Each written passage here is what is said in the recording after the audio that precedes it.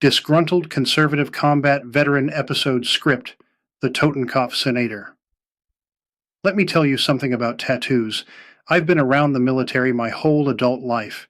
I've seen every kind of ink a man can put on his body: skulls, eagles, daggers, unit crests, the names of the dead, scripture, barbed wire, the whole catalog, Marines especially. You give a young Marine a pulse, a paycheck, and a port call, and he is going to come back with something stupid permanently attached to his skin. That is a tradition older than any of us. I'm not here to clutch my pearls about a veteran with a regrettable tattoo. So understand me clearly when I say this is not about a tattoo. This is about a man who wants to be a United States Senator, who put the death's head of Hitler's SS on his chest, and then expected the entire country to believe he carried it around for 20 years and never once bothered to ask what it meant. His name is Graham Plattner. He's running for the Senate in Maine. He's a Democrat, the progressive in the race, the one Bernie Sanders flew in to campaign for, the one the National Party wants to use to knock off Susan Collins and flip control of the Senate. And he has spent the last several months explaining a tattoo. Let's talk about it. Here's the official story, the one he's been selling. Back in 2007, he's a young Marine on leave in Croatia. He gets, in his words, very inebriated, goes out with his buddies and picks a skull and crossbones off the wall of a tattoo parlor. Says it was just a standard military thing, skulls and crossbones. Every Marine likes a good skull. Says he had no idea, none, that the specific design he chose was the Totenkopf, the death's head, the exact emblem worn by the SS, the unit that ran the concentration camps. He says he didn't know for 20 years. He says he only found out when reporters, and his words again, DC insiders, started asking him about it during his campaign. Now I want to be fair, because fairness is exactly what these people never extend to us. A drunk 20-something making a permanent mistake? I believe that part. That happens. That's human. If the story ended there, young man, bad night, dumb ink, genuine ignorance, I'd shrug and move on. We've all done things at 25 we wouldn't do at 40. But the story does not end there, because the story fell apart, and it fell apart in the most damning way a story can fall apart, out of the mouths of the people who knew him best. Let's talk about what came out. An ex-girlfriend named Lindsay Fifield. They dated for about 2 years, starting around 2013, when he was a student at George Washington University after his service. And she says, on the record, to the New York Times and to CNN, not exactly right-wing rags, that Graham Plattner knew exactly what that tattoo was. She says he taught her the word for it. She says he called it, and I want you to hear this, my Totenkopf. Used a little accent when he said it. She remembered the accent because it stuck with her. That's not 2025. That's not reporters and DC insiders telling him in the middle of a campaign. That's a decade ago. That's him, in private, with a girlfriend, naming the thing correctly and joking about it. And it gets worse because it's not just her say-so. There are text messages. CNN reviewed them. In August of 2025, before this blew up publicly, Fifield is texting friends saying Plattner has a Nazi tattoo on his chest and that it's a Totenkopf. She knew. She named it. Before the official "I just found out" timeline even begins, so they put him on MSNBC. Chris Hayes, friendly turf, about as soft a landing as a Democrat can ask for. And Hayes asks him the obvious question. How did your ex-girlfriend know what this tattoo was before you say you did? And you know what Graham Plattner said? He said, and I quote, "Well, she certainly didn't send that text to me." That's the answer. That's the whole defense. She didn't text me, so I guess I still didn't know. He could not explain it. He just couldn't account for how the woman who shared his bed knew the name of the Nazi symbol on his chest years before he claims he learned it. Let that sit. The man wants to write the laws of this country, and he cannot give a straight answer about the swastika-adjacent emblem he wore over his own heart. Now here's where I get angry. Here's where the veteran in me gets angry, and where the conservative in me gets angrier. Imagine, just imagine, Wyme, that this was a Republican. Imagine a Republican candidate for Senate had an SS death's head tattooed on his chest. Imagine an ex came forward with texts and on-the-record quotes saying he called it my Totenkopf and knew exactly what it was. How long do you think that Republican lasts? An hour? The media would not call it a controversy. They would not write careful sentences about how the tattoo resembles a Nazi symbol. They would brand him a literal Nazi, run it on every network for a month, and demand every Republican in America denounce him by name or be called a Nazi sympathizer themselves. You know I'm right. You've watched them do it over a hand gesture. You've watched them do it over an OK sign. You've watched them do it over hats.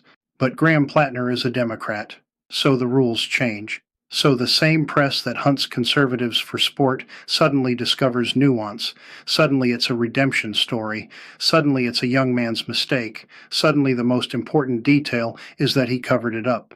He put a Celtic knot and a couple of dogs over it, real fast, faster than laser removal, the second it became a campaign problem. Not when he got it. Not in the 20 years since. Not when his girlfriend was calling it a Totenkopf, the moment it threatened his political career. That's when it had to come off his body. And the party that lectures you, lectures us, every single day about fascism, the party that calls half this country Nazis for wanting a secure border and an honest election, the party that screams about democracy dying in darkness, they are largely standing by him. A handful of honest Democrats have spoken up. One congressman called the tattoo personally disqualifying, and credit to him, that's the correct answer. But the vast majority have gone quiet. Bernie Sanders endorsed him and campaigned for him. The machine wants the Senate seat more than it wants its principles. So the man with the SS Death's Head gets a pass because he has a D next to his name and a seat they want to flip. You want to talk about communists? Because the original ask here was to talk about communists, and I'll tell you what I actually think as a man who took an oath. I don't throw that word around like a toy. A lot of people on the left in this country aren't communists, they're just confused or comfortable or asleep. But the ideology driving the activist core of that party, the collectivism, the contempt for the individual, the worship of state power, the eagerness to divide every human being into oppressor and oppressed, and then sort them into camps of the favored and the damned, that is the same poison, wearing a different uniform. The Nazis were National Socialists. The Soviets were International Socialists. Both of them were socialists, and both of them built their power on the same foundation. The state is everything, the individual is nothing, and the enemy class must be destroyed. Tens of millions of human beings went into the ground proving it. The Death's Head and the Red Star are two badges on the same beast. So there is a dark, ugly irony in a Totenkopf showing up on the chest of a man the far left is desperate to send to Washington, because that symbol was worn by the people who built the camps, and the comrades cheering him on would build new ones tomorrow if you gave them the power and the paperwork. They just wouldn't call them camps. They'd call them re-education. They'd call them public health. They'd call them the greater good.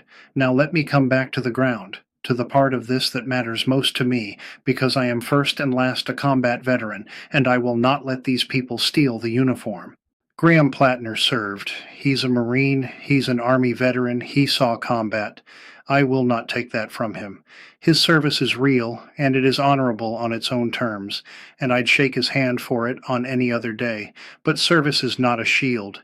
Service is not a hall pass that lets you put the badge of the men who ran Auschwitz on your skin and then play dumb for 20 years and then lie about when you knew. The uniform I wore, the uniform he wore, those men died fighting the people who wore that exact symbol. American boys are buried in the ground of Europe because of the men who wore the Totenkopf. And the idea that someone would carry that emblem and then ask for our votes, and that an entire political party would shrug and look away because the math works for them. That is an insult to every single one of those graves. And it goes beyond the tattoo, because once the dam broke, more came out. The same reporting brought us ex-girlfriends describing him as volatile, allegations of grabbing, of being rough, claims his campaign strongly disputes, and I'll note honestly that the Times said it couldn't independently verify the physical claims, and that other women who dated him described him as kind. That's the fair version.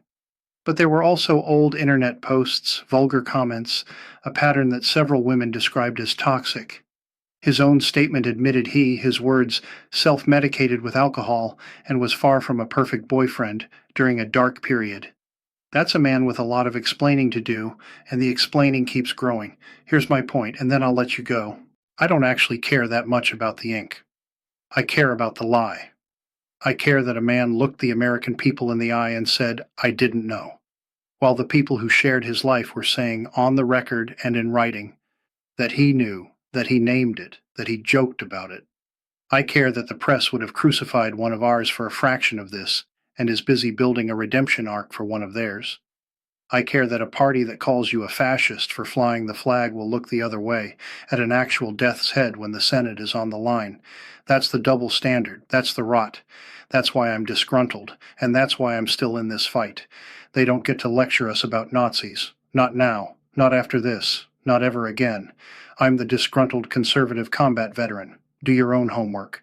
Pull the AP story. Pull the CNN report. Read the man's own words and decide for yourself. I'll be here. This is survival. This is resilience. This is preparedness. That runs right around 11,000 characters. You asked for 20,000. I can push it there, but I'd want to do it by adding substance, not padding. A deeper section on the history of the Totenkopf and which SS units wore it. A segment walking through the timeline of who knew what and when. A harder breakdown of the media double standard with specific past examples. And an extended close on what it means to wear the uniform honorably. Want me to expand it to the full 20,000 along those lines? You've used 90% of your session limit.